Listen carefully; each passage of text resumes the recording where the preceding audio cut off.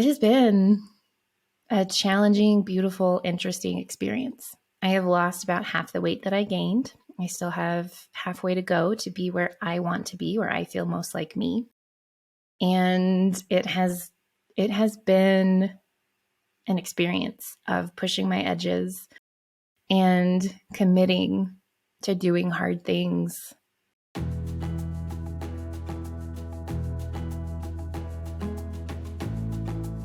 Hey friends, welcome back to the Make It Inevitable podcast. I am your host, Stephanie Zamora, and today I actually want to share a pep talk from me to you from the messy middle of my own journey of trying to do something that has felt not entirely impossible, but pretty impossible to me for the last several years.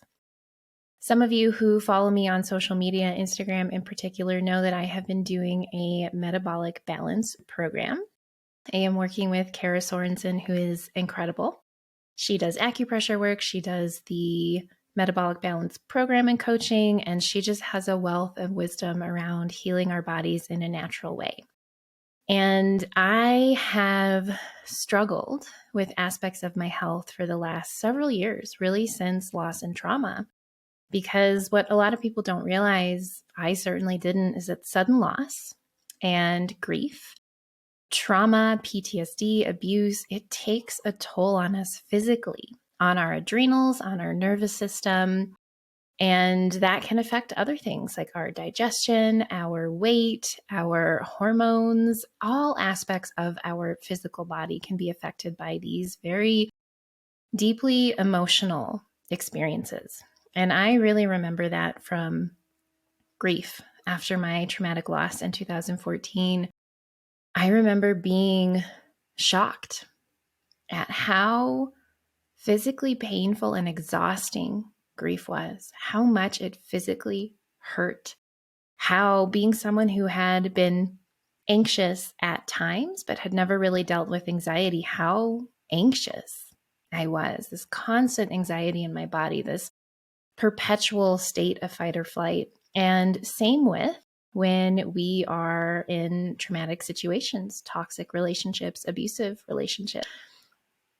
Not only when we're in them, but when we are outside of them after the fact, after my abusive relationship, which was really broke me down physically in a lot of ways. I had this perpetual hypervigilance.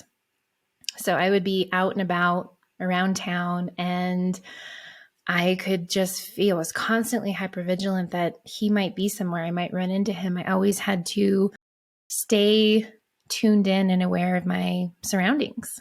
And I was very on edge all of the time. And that hypervigilance remained for about a year and a half until I moved myself to the mountains. And I was somewhere where I knew that this person wasn't. And so that constant state of fight or flight is exhausting. It's taxing to our bodies, to our nervous system, to our adrenals. We're constantly running cortisol through our veins, stress hormone. We're constantly stressed. We're constantly on edge. And that takes a lot from our body. And that affects everything else. It has certainly affected me in terms of pain. Stored trauma, grief has caused physical, very, very painful sensations in my body. My back and hips were incredibly painful for a long time. It was hard for me to move. It was hard for me to lay down. It was hard for me to sit. Everything hurt and like this burning sensation in my hips and my back. I have had adrenal fatigue multiple times since my loss. The first time started about 9 months after my loss when my body had run on the fumes of grief and PTSD for as long as it could. I was constantly anxious. And that PTSD had led me into the abusive relationship. And so I was constantly on edge, constantly being taxed, constantly overwhelmed and exhausted in that relationship as well. I hadn't eaten normally because my digestion was so messed up from grief and I wasn't eating enough. I wasn't drinking enough water. And that is stressful for the body as well. I wasn't sleeping well for a lot of reasons. That is stressful to the body. So not only is it the emotional stress, the grief, the PTSD, the anxiety, the depression, the kind of ruminating on everything that had happened, it's also what we're not able to do and how we're not able to take care of ourselves physically. So I wasn't sleeping well. That stresses the body. I couldn't eat normally because of the anxiety from the grief and the trauma. My digestion was a mess, so I could only eat certain foods, and it was not a well-rounded diet. All of that just crashed my adrenal system. And I started gaining weight, and I started being so tired that it would exhaust me to walk from the couch to the kitchen. So I really taxed my adrenals, and I had other things that showed up. I had the dysphagia, the inability to swallow. I had intense panic attacks. The anxiety was perpetual, but I really crashed my adrenals, and they never quite recovered. I worked with the nutritional therapist. I was able to start healing them. I moved to the mountains where I could be closer to the Rocky Mountains in the Utah desert, where I could be away from all of the people and situations and experiences that were causing me a lot of stress and anxiety and that hypervigilance to be active. I started working out with a trainer who was amazing, who really helped me get stronger physically. I worked with different coaches and mentors, which was something that I did perpetually. I found a great craniosacral provider. I am a big advocate for craniosacral. It is a form of energy work that works with our nervous system. And the way that I describe it is like massage for the nervous system. So I was still doing a lot to heal myself. But I ended up in another relationship that was not abusive by any stretch of the imagination, but there was constant abandonment. There was a constant feeling of being alone, that I had to take care of myself, that I didn't know what I was going to get and when. And that caused me to have constant anxiety. I got depressed from the relationship, from some of the work that I was doing at the time. And I was still struggling off and on with swallowing, which meant I didn't get enough water a lot of the times. And my digestion is always a reflection of my stress levels and what is going on with my body, which is true for most of us. Our gut is a sign of our health and how our body is doing and how our body is coping. And mine was a mess off and on. And I would gain weight and I would lose a little. And towards the end of that relationship that I had up in the mountains, we were together off and on for 2.5 years, just about. I gained a lot of weight.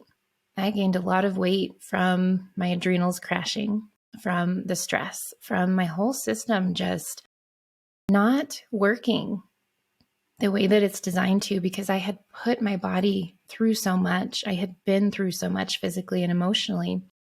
And I couldn't lose the weight no matter what I tried. It just didn't work. And so I talked to Kara, who is incredible. We'll link to her in the show notes. And she had been a client of mine for a long time. We had worked together in different capacities. And I reached out to her for support, and we got me on her metabolic balance program. Well, it's not hers, but it's a program that she is a coach for. And I started that program, and it has been a challenging, beautiful, interesting experience. I have lost about half the weight that I gained. I still have halfway to go to be where I want to be, where I feel most like me. And it has been an experience of pushing my edges and committing to doing hard things, because I struggle. I have poor executive function, I always say, around certain things. And I half say that joking and I half say that with truth. PTSD really changed the way that my brain works, tracks information, processes things. There are certain things, just like daily life things, that were always hard for me as a person, but are even harder now. And logistics and planning in certain ways, keeping track of a lot of information without it being visually in front of me can be really difficult for my post-PTSD brain. And doing something like metabolic balance, which requires you to think very strategically about every meal, to weigh absolutely everything that you're eating, to combine things in a certain way, and to constantly be changing those combinations. So 3 meals a day, certain foods, certain weights at each meal, different weights if things are frozen or fresh or cooked or uncooked. And depending on when you eat them, is it at the lunch meal? Is it the dinner meal? The math changes and the combinations have to cycle.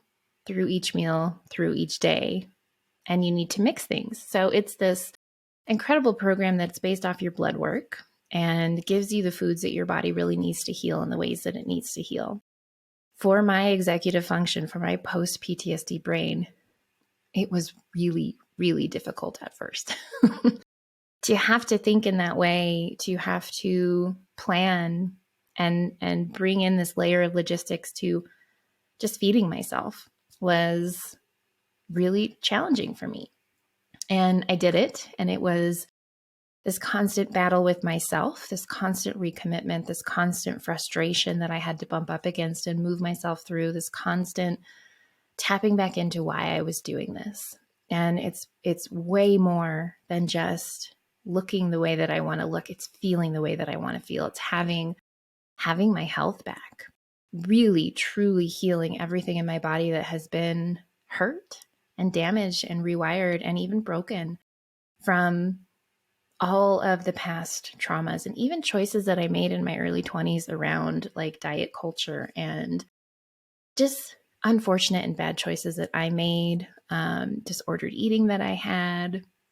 And so healing all the way back through that, like this journey is, I want to feel like me again in terms of how I look and how I feel. But I want to be the healthiest version of myself. And I want to heal everything that my body has been through. And it has been through a lot. And so I have to constantly tap back into that why and recommit and claim the desire and move through every stopper. And there were a lot of stoppers. There is a lot around emotional eating for me. There is a lot of trauma around feeling restrained and restricted and controlled. And this is, by its nature, a very strict program for a window of time. And it then sets the foundation for these are the foods that are best for your body. And you have more freedom to eat and be around food differently once you're through the program. But while your body is healing, it's very strict by nature. And so that brought up a lot of trauma and the emotional eating of food is the way that I have comforted myself throughout my life. And that is not an option anymore. Even eating things that I don't like and I don't want to. And I you're not the boss of me. You can't tell me what to do. So I've had to move through a ton of subconscious stoppers to stay committed to this thing that I deeply, deeply want and desire, and that I have a lot of trust and faith in with somebody who I really trust to lead me through it. And I will share more about this program in different ways, not necessarily on the podcast. I'm currently working on a YouTube series that will be coming out. It will be like the vlog on steroids. And that is probably where I will share more of this journey. But for now, what I want to say is I have been on this program for 5 months now. And it has been very slow for me because of certain choices that I made when I was younger, because of what needs to be healed in my body and the way that healing needs to be stacked. Like if we could get to this thing, all of it would move more quickly. But we can't get to this thing because this thing is imbalanced and needs healing. And this thing needs to be addressed before that. And we can't get to that because we need to do this.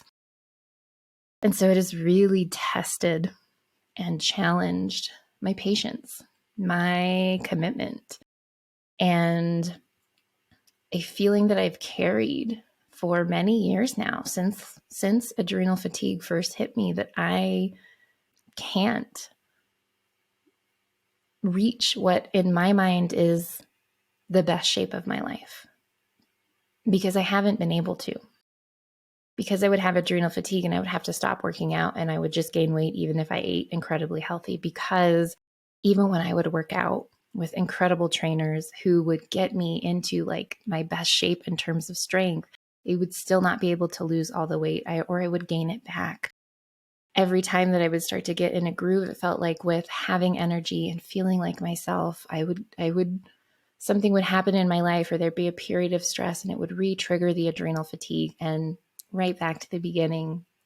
And over I guess it would be like 6 or 7 months from when I moved home, and over the time from when I really tried to start losing all of the weight that I gained while in that last long-term relationship, and before I started Metabolic Balance, like when I was really ready to start addressing my health, like I didn't just want to lose the weight. I wanted to feel like myself again. I wanted to have my energy back. I wanted my body to be healthy and to have that strong foundation where I didn't have to worry so much about adrenal fatigue cropping up and taking over. I couldn't, no matter what I did, I couldn't get my energy back. My metabolism and my hormones were very just out of whack, and I couldn't lose the weight. I couldn't feel better. And so there was a lot of frustration around, maybe this just isn't possible for me. You know, we hear the conversation, and this has been said to me a lot on different journeys of making the impossible happen, that maybe we just need to accept where we are. And there's power in acceptance. Absolutely. We need to love and accept ourselves where we are. We need to be present with and grateful for where we are.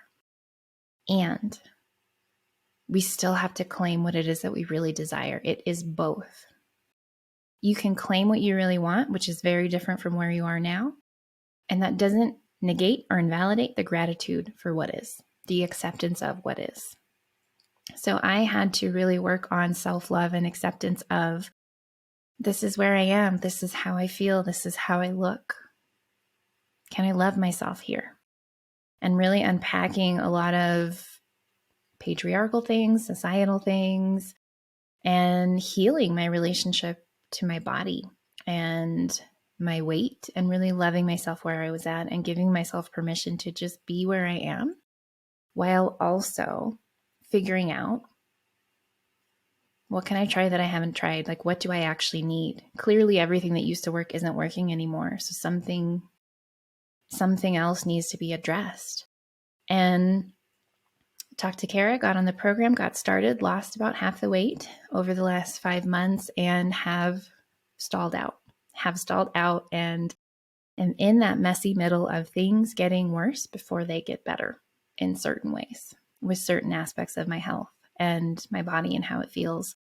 And that has been really frustrating because I just want to feel better.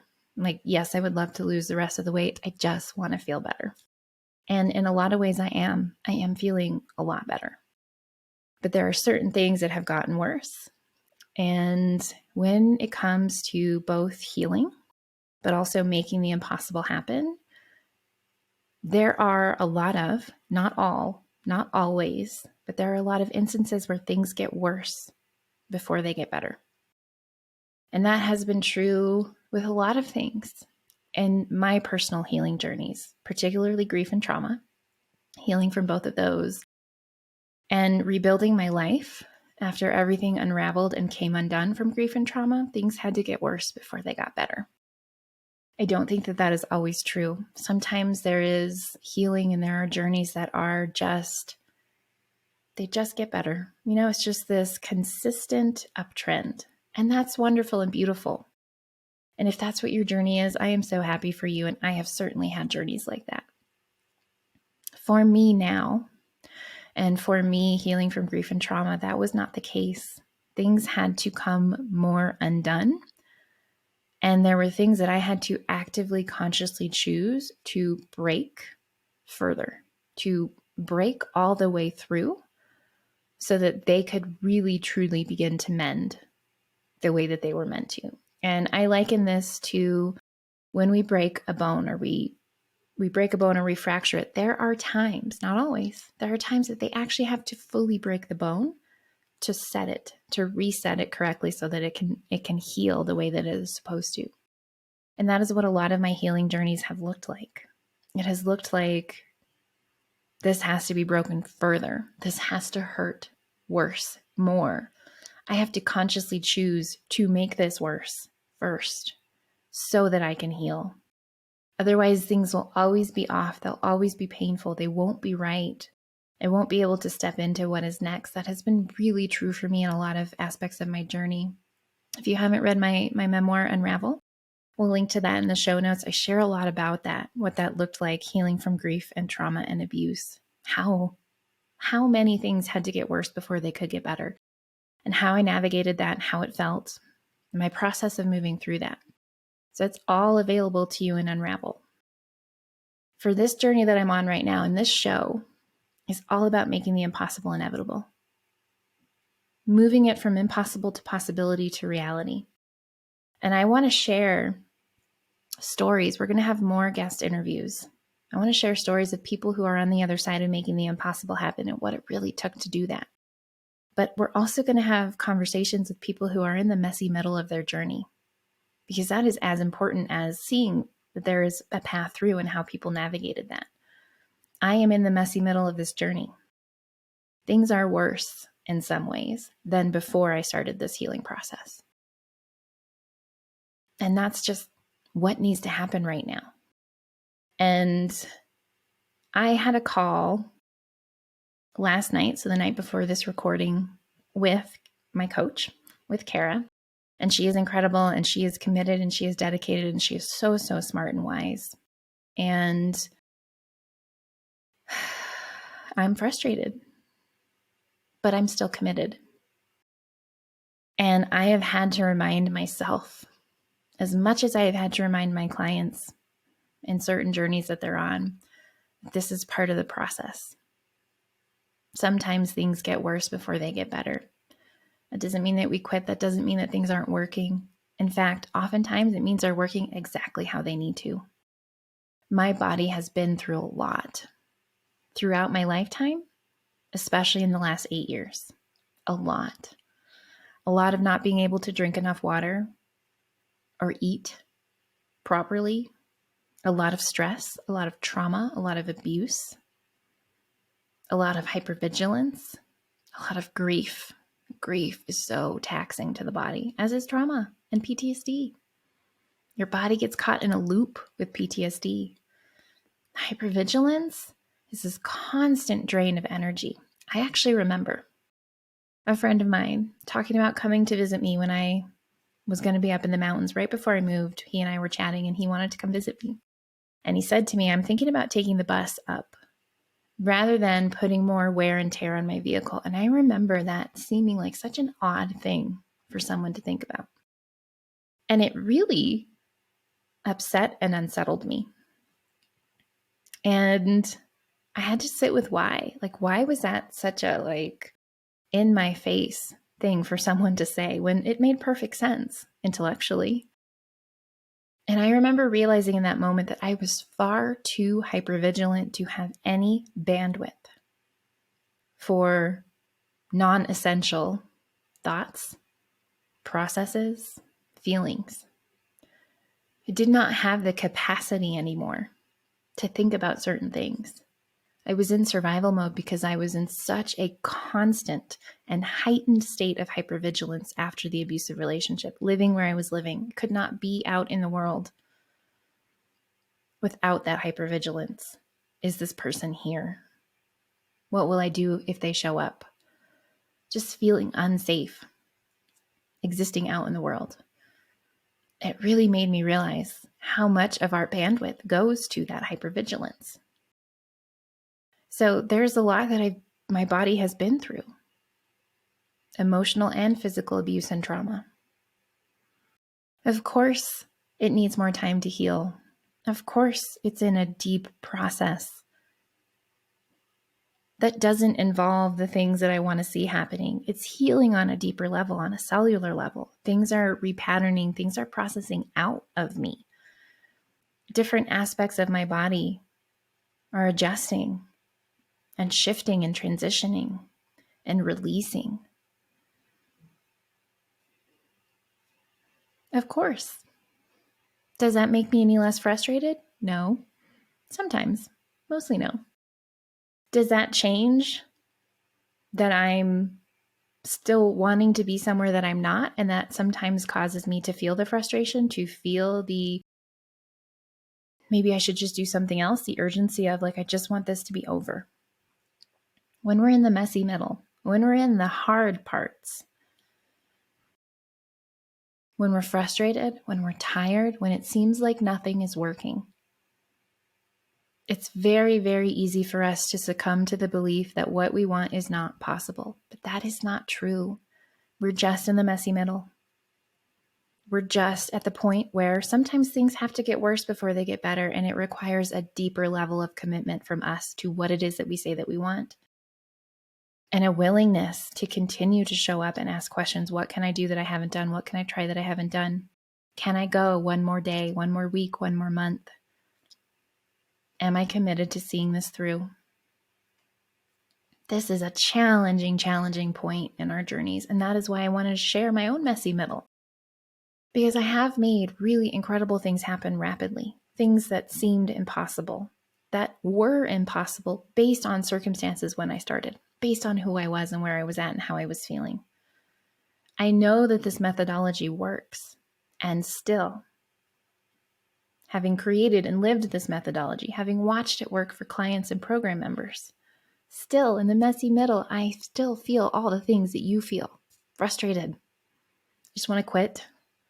It's not working. I start to tell myself stories. See, I knew this wasn't possible for me. See, I knew there was a ceiling, a limit to how much I can have, how far I can go, who I can be, how healthy I can be in this case, what my body can look like, how I can feel. Stories. So I recommit. I tap back into the why of what it is I want, and I give myself the time and space to be frustrated when I am, to take mental health breaks. And I ask for support. And I keep leaning into, let's try this. Let's go a little longer.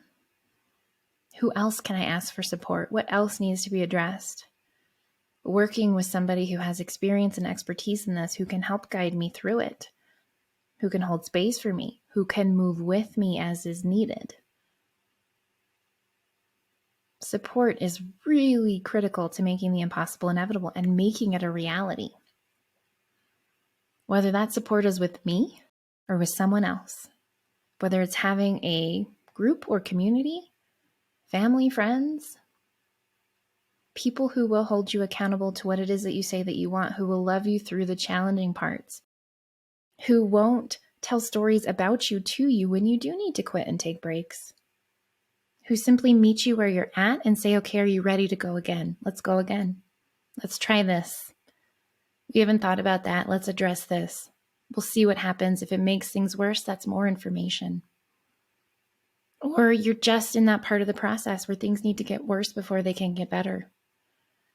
What is it that you desire, and how important is it to you to have those things? It's very easy for us to say. I was actually in conversation with somebody the other day who said, I tried everything. Did you? Or did you try a certain number of things for a certain period of time and then decide that it wasn't going to work? That's very different than trying everything. And sometimes we learn in the process that we have to go for something different. That doesn't mean that we give up on what we want. That just means that maybe the path looks differently. We learn as we go. This isn't what I actually wanted. It's not flowing in this way. Is it because I'm doing this because I think I should? It's ego-driven. What do I really want? And we learn in the process. This is not the path. These are not the solutions. This is not my support person, community, group. We learn, we gather information. I am learning how much my body needs to heal in ways that don't look like how I want them to. It's not a reason to quit. Persistence. Listen to the episode on persistence where I talk about what persistence really means, how to tap into that for yourself. It's persistence of purpose, what we're called to, what we desire. What that looks like might change as we go. We might learn some things and say, this path is not going to be as linear as I thought it would be, as easy as I thought it would be. That didn't work at all. It does not mean that what you want is not possible. It means that the path that you thought you could take, the way that you thought it should look, it's not going to work. Persistence. commitment, and a willingness to be in the messy middle for as long as it takes. And sometimes it takes a lot longer than we want it to. Are you committed? How important is it to you? And are you willing to keep going, to keep asking questions, resting when you need to, even quitting temporarily when you need to? Recommitting, getting back up, going again, trying different things, navigating your way through the messy middle. There's a messy middle in every journey, and sometimes it's a blip. It's a little bit of a challenge here or there in the middle of that easy uptrend. And sometimes it's like this. It's weeks or months of frustration. Sometimes with some things, it can even be years. There are ways to accelerate this process, but you won't accelerate it if you don't believe that it's possible, if you're doubting it, if you worry that it's not going to work for you. You have to tap back into that trust, that desire. You can be afraid, can be uncomfortable. You can have moments of fear, doubt, and worry, frustration, story. What matters is what you do next. Do you recommit? Do you get back in motion? Do you stay the course? Do you take what's happening as information, not interpretation and meaning and stories that trigger your winning strategy and push what you want even further away? It's an information that you can now do things with. My messy middle is ripe with information about what my body needs. It sucks. I'm frustrated. Sometimes I just want to quit. Sometimes I want to buy into the stories that are running in my head around it. But I also know this is part of the messy middle, and that I'm gathering information that will ultimately help me get where I want to go if I stay committed and persistent. So that's what I have for you today. Just a pep talk and an honest share from one of my own messy middles, because this show is about showing you what it's like. Making the impossible happen is challenging by nature. It wouldn't be impossible or feel impossible if there wasn't something challenging about getting to it and making it a reality. Can you go into it knowing that? Can you remember that? My body has a lot of healing to do, and I have been on some healing journeys, and I know sometimes it gets harder before it gets better. Sometimes that is necessary. That is forward momentum in a way that doesn't feel like forward momentum. Can I stay steady? Can I see it through? Can I love myself where I'm at, accept where I'm at, and stay in motion around what I want? That's the work. That is how the messy middle becomes a part of the story of making the impossible happen that we tell later. We have to walk through this part, and we have to get support when we need it, because it's really easy to quit. And there are a lot of unknowns. There are a lot of stoppers that come up. So if you're in your own messy middle right now, I am sending love and hugs. You are not alone. You never were. What is it that you want? What is it that you need? And how will you stay in motion?